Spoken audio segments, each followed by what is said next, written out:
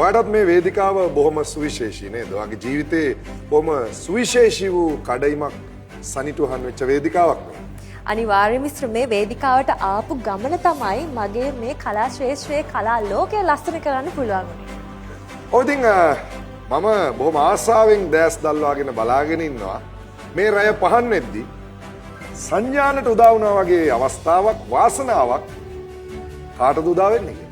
එහෙනම් ඉස්සර අපි වැඩි වෙලාවක් ගන්න නැතුව අපි ආරාධනා කරමු හිරු කැලීන් අවුරුදු කුමාරියන් 12 දෙනාට මේ වේදිකාවට.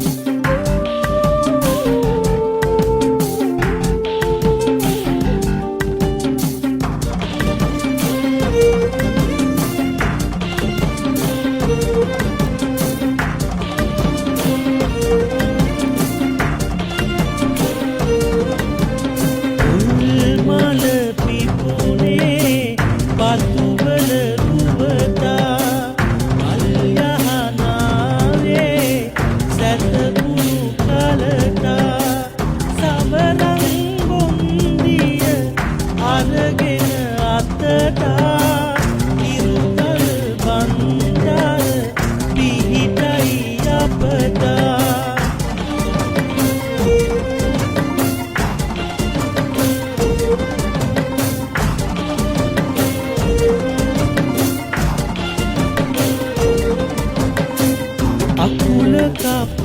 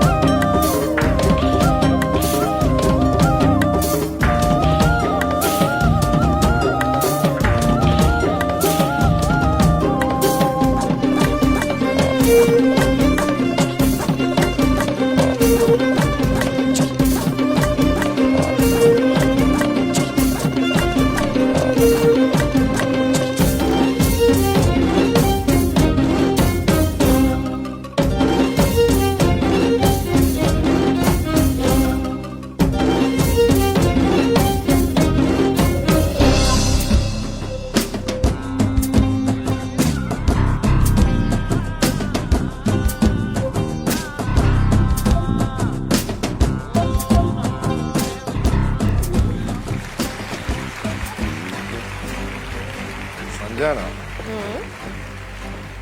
වේදිකාව වර්ණවත් වුණා. මට වචනෙන්නෙත් නැතුව ගියා. ඉසුරු ගොළු වුණා. මොකද්ද මේ හේතුව? يعني ඉතින් මේ බලන්නකෝ මම බැලුවත් දකුණු බැලුවත් සුන්දරත්වයෙන් පිරි කුමරියන් 13 දෙනෙක් ඉන්නවා වේදිකාව. 13 දෙනෙක්. කවුද 13? මේ හිරු කැලීන් අවුරුදු කුමාරිය 12 දෙනයි. සංජාන කුමාරිය. බොහොම ස්තුතියි ඉසුරු. බලන්නකෝ තියෙනවා. අමිලයි බානෝ තියෙන සතුට මොනේ. මට හිතෙන්නේ කවුරු කියලාම නැහැ වගේ. දැන් මට තියෙන ප්‍රශ්නේ අමිල අබේසේක. මම බලනවා දකුණු බලනවා මොනවා හිතෙනවද නේද යාට මේ සුන්දරත්වය දැක්කම. අපි යාගෙන් අහලා බලමුද මොනවද හිතෙන්නේ කියලා. මොකද හිතෙන්නේ? මගේ ඇස් දෙක සාමාන්‍ය හොඳ නිසා මම සාමාන්‍යයෙන් දැන් මම තනියෙන් හිතුවා. টপ 6 කවුද? টপ 3 කවුද? නම්බර් 1 කවුද කියලා. මගේ දැනුමේ විදිහට. ඒක තමයි බෙදා හදා ගන්න දෙන්නත් එක්ක. සංජාන මම සංජානත් මම හිතන්නේ එක්තරා අවුරුදු කුමරු කුමරියක් සරණ මම සහභාගී වුණා ඒකට නේද? මම අවුරුදු අපේ කුමරියට හිරු අවුරුදු එනකොට කුමරියක්. ඔව් අපේ කුමරියක් නේ. විනිශ්චය මණ්ඩලයේ හිටියේ කවුද? අමිල අයියා. අමිල අබේසේකර ලස්සන අය තෝරන්න දන්නවා කියලා හොඳම සාක්ෂිය ගෙදර ඉන්නවා. ඒ ඉතින් කියන්නේ ඉසුරු රුව ගුණ නැන සියල්ල තියෙන කෙනෙක් නෑ තෝරගත්ත. අමිල අබේසේකර අතන ඉඳන් සතුටු වෙනකොට මේ කුමාරියන් 12 දෙනාත් එක්ක වේදිකාවේ ඉන්න ඔයාට මොන වගේ හැඟීමක්ද දැනෙන්නේ? මම මොකුත් කියන්නේ නැහැ මොකද මං ගෙදර යන්න ඕනනේ.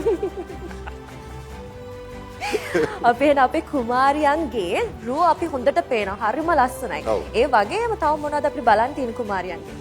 අපිට පුළුවන් කුමාරයන්ගේ දැනුම ආත්ම විශ්වාසය. විශ්වාසය එයාලගේ නැනවත් බව එතකොට එයාලා දේවල් පිළිබඳ හිතන විදිය මේ සියල්ල අපිට දැන කියා ගන්න අවශ්‍යයි. ඒ සඳහා සූදානමින් ඉන්නවා ගරු විනිශ්චය මණ්ඩලය මේ කුමාරයන් 12 දෙනාගෙන්ම ප්‍රශ්න අහලා තහවුරු කරගන්න.